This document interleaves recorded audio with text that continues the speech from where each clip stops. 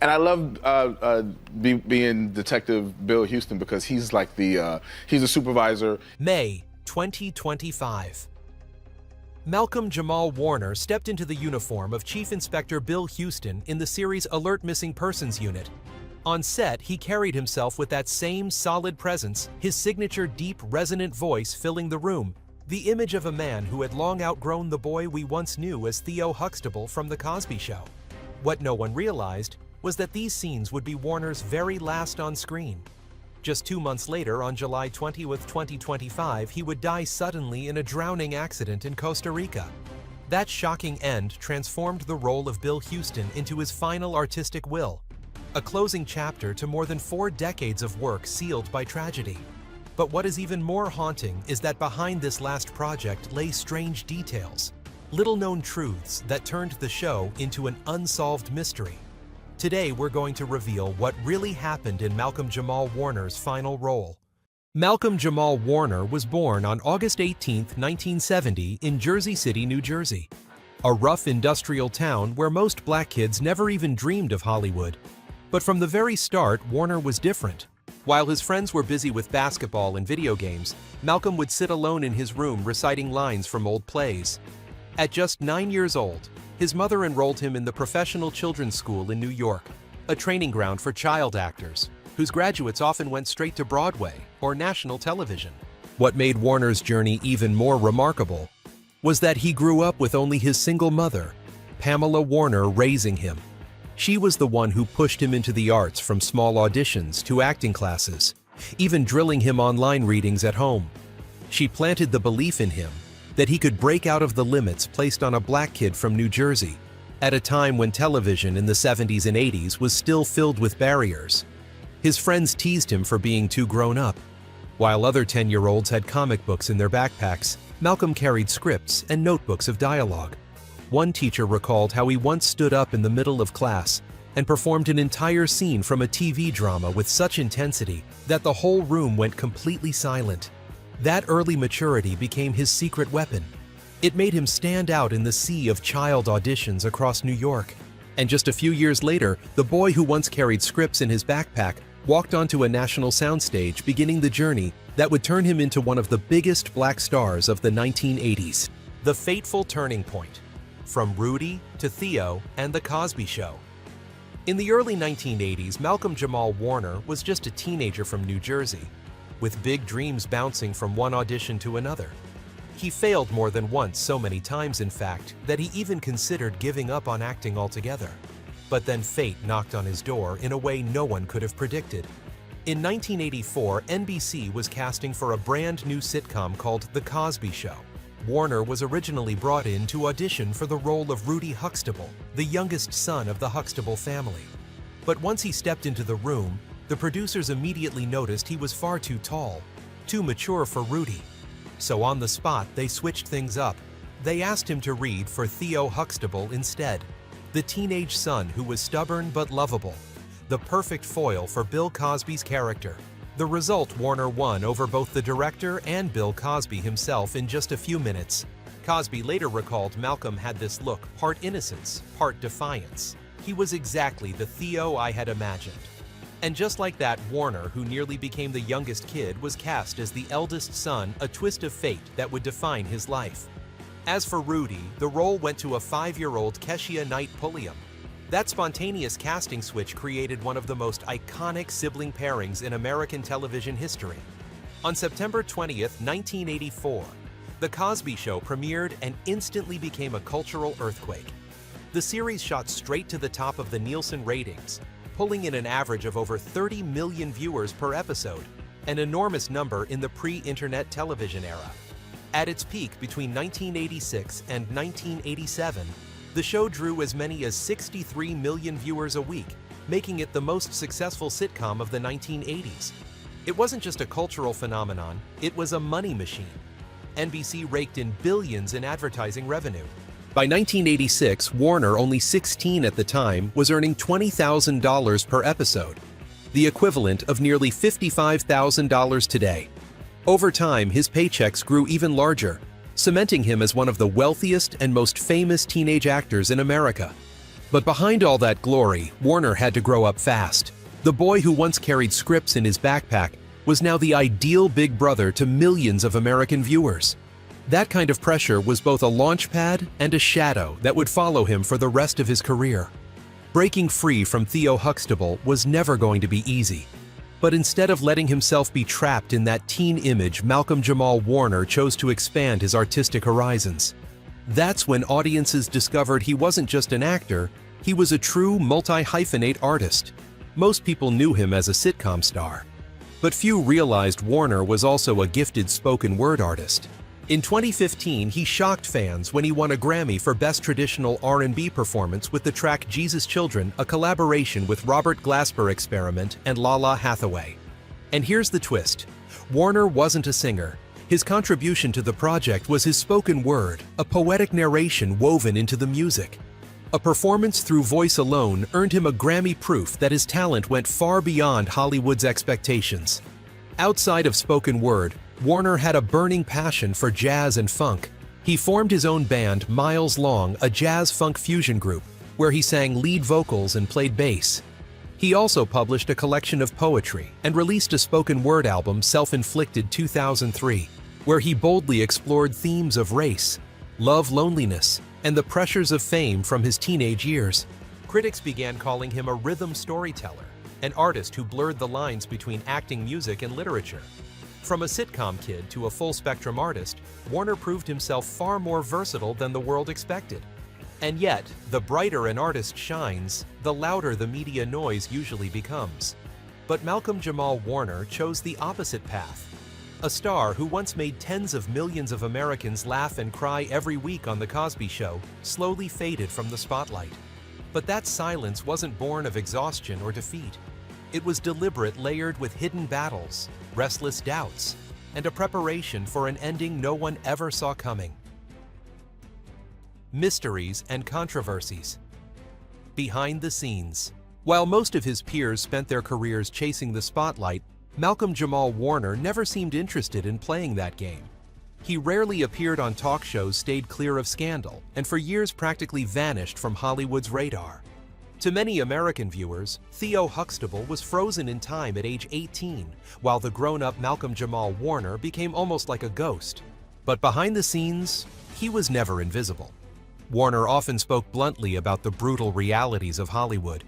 In a video shared widely just weeks before his death, he said slowly, "Life, it's fragile, and in the blink of an eye, you never know." At first, it seemed like a simple reflection. But after his sudden drowning in Costa Rica, those words now sound like a chilling prophecy. Few stars dare to confront the fragility of life while their careers are finding new life. But Warner did. Media outlets like People and the New York Post noted that his choice of silence kept him away from the stains so common in the entertainment industry. Instead of burning out in the glare of fame, he stepped back to observe, to ask hard questions about justice and about the role of black artists in an industry still riddled with bias. One of Warner's most surprising and powerful projects was his podcast, Not All Hood, launched in June 2024. The title might sound like casual entertainment, but its content was a cultural declaration. Warner used it as a platform to challenge old stereotypes about the black community. He wanted to prove that black lives aren't just about poverty, violence, or hip-hop stages, but also about intellect, spiritual depth, and the desire to be recognized with fairness. In one of the final episodes before his death, Warner shared the legacy he hoped to leave behind. "I don't want to be remembered as just a celebrity. I want to be remembered as a good man." That simple, heartfelt wish, quoted later in Page 6, shook fans when they read it after his passing. Not the Emmy, not the Grammy, not even his legendary role as Theo. What Warner wanted most was to be remembered simply as a good man. And that's what feels so strange in a Hollywood built on ego. And excess. Warner dared to claim kindness as his legacy. An artist courageous enough to flip the very measure of worth in the industry. For years, Warner disappeared from the Hollywood radar, so much so that fans wondered, what's he doing now? Is he still acting? And then suddenly, he returned. But not in lighthearted family comedies. His comeback came through darker, more complex roles. In Suits, he became a principled lawyer. In The Resident, he impressed as Dr. A.J. Austin, arrogant but brilliant. In American Crime Story, he stepped into the heart of America's most shocking true stories. And in 911, audiences saw Warner as a survivor, a chilling coincidence considering his own fate that was yet to come. The press began calling him the quietest, most enduring star of the decade. His return wasn't a flashy Hollywood-style comeback. Instead, Warner chose roles that were heavy-layered and profound. Characters that mirrored his own life, wounded, conflicted, full of hidden depths. For American viewers, that long silence followed by a sudden reappearance only made Warner more of a mystery. Where had he been all those years? And why did he choose these roles to step back into the light just before stepping away forever? One of the most controversial chapters in Malcolm Jamal Warner's career came during the Bill Cosby firestorm. In 2014, when accusations of sexual assault against Bill Cosby exploded, Hollywood was shaken to its core. The man once hailed as America's dad was instantly recast as a symbol of disgrace. Networks rushed to pull The Cosby Show off the air. Cable channels erased it from reruns. Brands and cultural institutions scrambled to scrub Cosby's name from scholarships, honorary degrees, even statues. For the cast of The Cosby Show, it was an earthquake. Many who once called Cosby their mentor or even their father figure publicly cut ties overnight. Some condemned him outright, others created careful distance. Everyone feared that even a moment's hesitation could drag their own careers down with Cosby. But Malcolm Jamal Warner was different. He didn't hide from the press, nor did he dodge the questions. Yet instead of joining the chorus of outrage, Warner responded with a composure that bordered on cold. In an interview later cited by People in the New York Post, when pressed about the scandal, Warner said simply, "It's complicated. There are layers. There are nuances that outsiders will never fully understand." Just one sentence, but it landed like a stone. Warner didn't deny his past, the past that had turned a 14-year-old kid into a national star. Nor did he defend Cosby.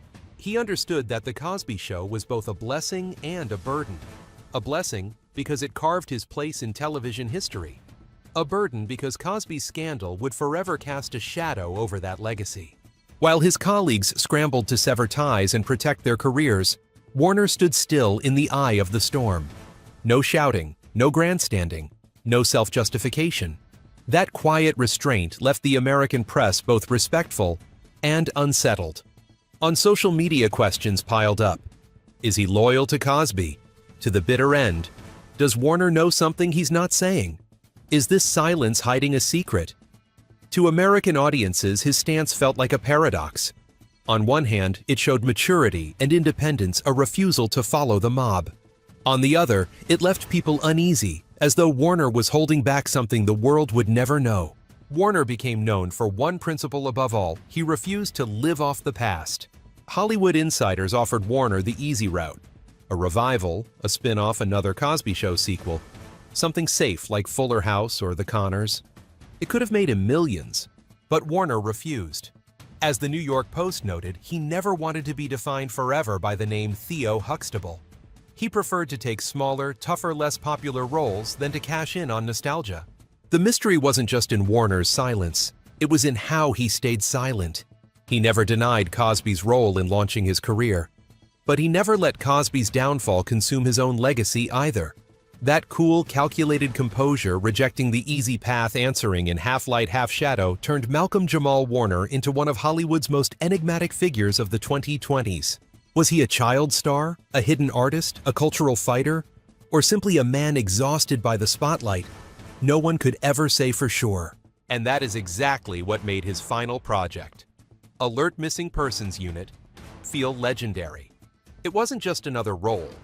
It was the last piece of a puzzle we still can't solve. The final role, Alert Missing Persons Unit. On American television, Alert Missing Persons Unit was just another police procedural on Fox, not a blockbuster. But for Malcolm Jamal Warner, it became the final stage of a lifetime in acting. In this tense crime drama, Warner embodied Chief Inspector Bill Houston, a hardened, stoic leader of the Missing Persons Unit. At 54, Warner poured pieces of himself into the character, a man of authority deeply scarred, carrying quiet pain behind his steel exterior. What stunned audiences was the choice itself. Warner was known for intelligent kind, even family-friendly roles. But in Alert, he took on someone darker, colder, unyielding. Houston wasn't charming or funny. He was hard-haunted, relentless. And here lies the strange fact. Why did Warner choose such a grim, heavy role for his final project? Was it his way of leaving the screen on his own terms, shedding Theo Huxtable once and for all? In one episode, Houston faces a devastated family whose child has gone missing. Warner looks at them with stern resolve and says slowly, "No one just disappears," without leaving a trace. At the time, it was just a line of dialogue. But months later, when Warner himself drowned in Costa Rica, fans shivered. That line resurfaced everywhere, from Reddit threads to Twitter posts repeated as if it were a prophecy. Because in real life, Warner too disappeared, leaving behind a void no one could fill. Co-stars recalled how on set, Warner was laser-focused quiet. And when he slipped into character, you could feel the air change. He often sat silently in the corner, mouthing lines to himself before stepping into the scene with blazing intensity. One actor said, "He performed like he knew this was the last time." That seriousness turned every scene into something more than a performance, almost like his farewell. In one episode, when Houston discovers a key clue, Warner clenched his fist and tapped the table 3 times, a detail not in the script. Later, castmates revealed Warner added it himself. Fans speculated it was his way of saying, "I'll leave my own mark always." When Warner finished filming his final scene, the crew applauded. He only smiled, nodded, and walked off the set in silence. At the time, no one thought much of it. But after the news of his death, that quiet exit became haunting, like he had already closed the curtain on his life's work in that very moment.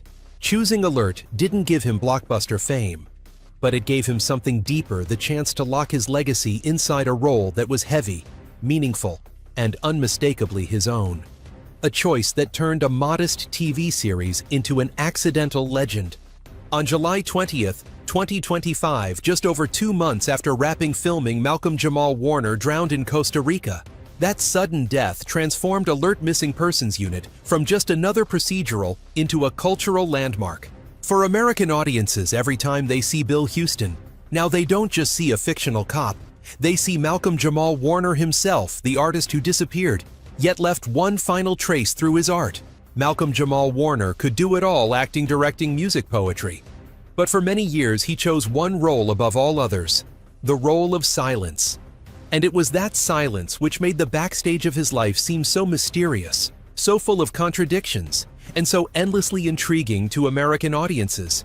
After all the noise, the questions, and the long shadows of Hollywood, there was one place where Warner never had to guard himself: his small home where his wife and daughter waited for him. In front of the cameras, he was reserved, calm, even cold. But at home, he revealed another side: warm, gentle, and utterly devoted to family. That stark contrast created a layered portrait: Warner, the Hollywood enigma, controversial and silent, and Warner, the man simple, genuine, finding his last refuge in the family. And to understand why Warner chose to step out of the spotlight and retreat into the shadows, we have to move into the next chapter. Love and family, his final anchor. In the 1990s, after The Cosby Show had already made him a national teen idol, Warner entered a long-term relationship with Karen Molina White, his co-star from the sitcom Malcolm and Eddie. They stayed together for nearly a decade, even living under the same roof, and fans believed a happy ending was inevitable. But they quietly broke up, no headlines, no scandal. By the 2000s, Warner was in what would become his most high-profile romance with actress Regina King, who would later go on to win an Oscar. Their relationship was public, Warner even living with King and her son Ian. The media dubbed them Hollywood's Black Power couple. But shockingly, on Valentine's Day, 2013, Warner broke things off. The sudden split stunned the American press. No one expected such a strong, steady relationship to end overnight. After these public loves and heartbreaks, Warner seemed to choose a completely different path. He met Michelle, and in 2017, Warner surprised the world by announcing he was married and about to become a father. Fans were stunned. Until that moment, he had never revealed a single relationship. No lavish wedding, no red carpet, just a quiet statement as if to say, "This is my happiness, and it doesn't need anyone's approval." In a rare interview, Warner described his wife with one simple but powerful image: "She's my lighthouse." Through all the storms of fame and media scrutiny, Michelle was the one who kept him grounded, guiding him back to an ordinary life. For Warner, true love wasn't something to show off. It was something to anchor you. Later that same year, Warner and Michelle welcomed their first daughter. It was the biggest turning point of his life. He never revealed her name, never showed her face to the public. Instead, he shared only small, intimate moments: a tiny hand gripping his finger, a blurred photo of baby shoes next to his own, a quiet bedtime reading. In an interview with People, Warner said with emotion, "A career may end, but family is the film with no ending." The line spread quickly embraced as the personal creed of a man who had tasted both Hollywood's glory and its bitterness, and finally discovered his greatest role, fatherhood. Friends described Warner as a man who loved simplicity. His evenings weren't filled with parties or luxury studios, but with the small kitchen where he and Michelle cooked together, jazz playing in the background while their daughter ran around the house. It was no surprise then that fatherhood changed his career choices. Warner began turning down interviews, declining revival sitcoms, and only accepting roles he felt were worthy enough that "My daughter will be proud when she looks back one day." That's why throughout the 2010s and 2020s, Warner was often called the disappearing star.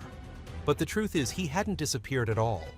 He had simply chosen a different stage, the family stage where his only audience was his wife and daughter. On his podcast Not All Hood, Warner once said something haunting: "I want my daughter to grow up knowing that her father lived right, not just that he was famous." Those words revealed the heart of his silence. It wasn't retreat, it was strategy. Warner didn't want his name recycled in tabloids. He wanted his daughter to grow up in peace, free from the scandals of Hollywood. He used to believe family was the film with no ending. And yet fate had the cruelest twist in store, cutting that story short with a sudden death that left Hollywood in shock. The sudden death, a prophecy fulfilled. On July 20th, 2025, Americans were stunned as news spread from Costa Rica. Malcolm Jamal Warner, age 54, had drowned, according to official reports cited by AP News and People. Warner was caught in a powerful current while swimming. Rescue teams rushed in, performing CPR on the beach for 45 minutes straight, but nothing worked. The coroner's report later confirmed the cause: asphyxiation by submersion. What should have been a peaceful moment, an afternoon of relaxation in a tropical paradise, became the tragedy that ended the life of a star etched into America's memory. Warner didn't die in a hospital bed, nor on a stage, but in the ocean, where every effort to save him failed. The family's silence. When the news broke, the American press immediately tried to reach Warner's wife Michelle and his family, but they chose complete silence. No statements, no social media posts. At first, reporters grew impatient, but soon the public understood. That silence was the way Warner had always lived, protecting his family from the spotlight, shielding them from Hollywood's chaos. What haunted fans most were the signs Warner seemed to leave just before his death. Only weeks earlier on Instagram, he had posted a short video. His face was solemn, his voice slow and steady. Life, it's fragile, and in the blink of an eye, you never know.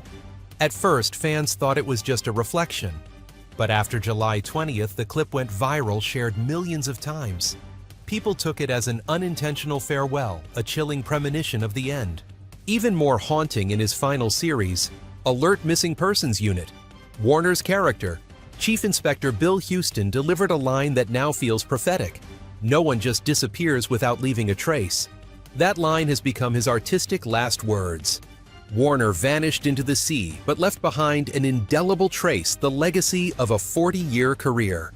As People and New York Post wrote, his role as Bill Houston became an artistic will forever bound to his fate. Immediately after the news major outlets People, Page 6, New York Post, The Sun all ran front-page tributes. Castmates from The Cosby Show expressed heartbreak. Some called him a brother, a friend, a quiet mentor. Fans created the hashtag #SharRemember.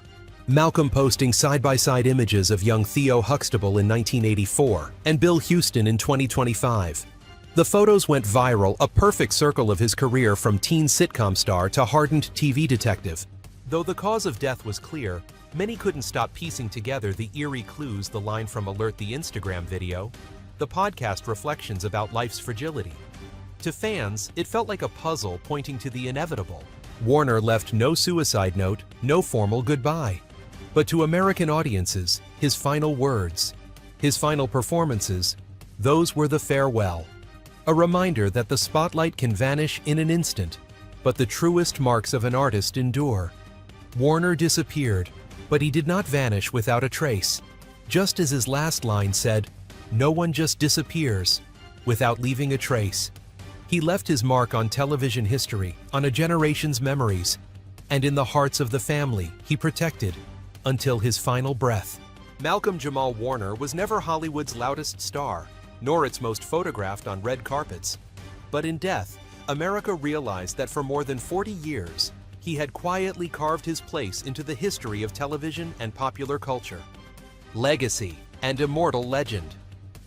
The role of Theo Huxtable on The Cosby Show made Malcolm Jamal Warner a familiar face in every American household of the 1980s. When the sitcom aired from 1984 to 1992, it sometimes drew as many as 30 million viewers a week. The Cosby Show wasn't just entertainment, it broke barriers. For the first time, American television portrayed a middle-class intellectual black family. Warner is remembered as one of the pioneers who reshaped the image of black characters on TV. Before The Cosby Show, black roles were too often limited to stereotypes: poor criminal or dependent. But with Theo Huxtable, Warner helped present a new image, a smart, stubborn, loving black teenager that both white and black audiences could relate to.